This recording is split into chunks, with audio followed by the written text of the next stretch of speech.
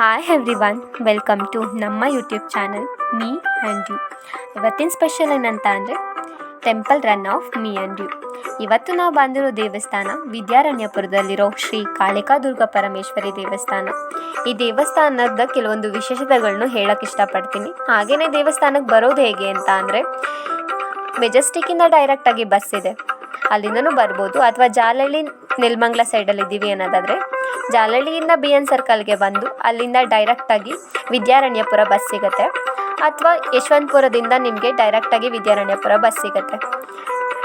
Temple timing ಬಂದು ಬೆಳಗ್ಗೆ 7ರಿಂದ 12:30, ಸಂಜೆ 5ರಿಂದ 8:30 ಆಗಿರುತ್ತೆ. ದೇವಸ್ಥಾನಕ್ಕೆ ಬರ್ತಿದ್ದಾಗೇ ತುಂಬಾ ಪಾಸಿಟಿವ್ ವೈಬ್ ಕೊಡುತ್ತೆ. ಈ ದೇವಸ್ಥಾನ 1988ರಲ್ಲಿ ಕಟ್ಟಲಾಗಿದೆ. ಹಾಗೆಯೇ ದೇವಸ್ಥಾನದಲ್ಲಿ ತುಂಬ ದೇವರುಗಳಿದ್ರು ಶ್ರೀ ಕಾಳಿಕಾದುರ್ಗ ದೇವಿನೇ ಪ್ರಧಾನ ದೇವತೆಯಾಗಿದ್ದಾರೆ.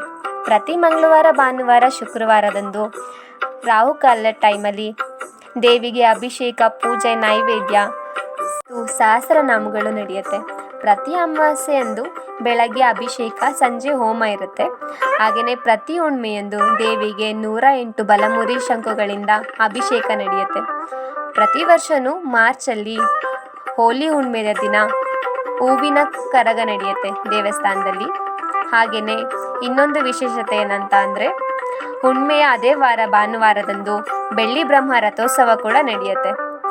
ಪ್ರತಿ ವರ್ಷವೂ ನವರಾತ್ರಿಯೊಂದು ಅದ್ಧೂರಿಯಾಗಿ 15 ದಿನಗಳ ಕಾಲ ಪೂಜೆ, ಹೋಮ, ಹವನ ಜೊತೆಗೆ ಕಲ್ಚರಲ್ ಪ್ರೋಗ್ರಾಮ್ಸ್ ಕೂಡ ಇರುತ್ತೆ. ದೇವಸ್ಥಾನಕ್ಕೆ ಬಂದು ಭಕ್ತಿಯಿಂದ ನೀವೇನೇ ಕೇಳಿಕೊಂಡ್ರೂ ಕಡಿಮೆ ಸಮಯದಲ್ಲಿ ನಡೆಯುತ್ತೆ ಅನ್ನೋ ಒಂದು ವಾಡಿಕೆಯೂ ಇದೆ.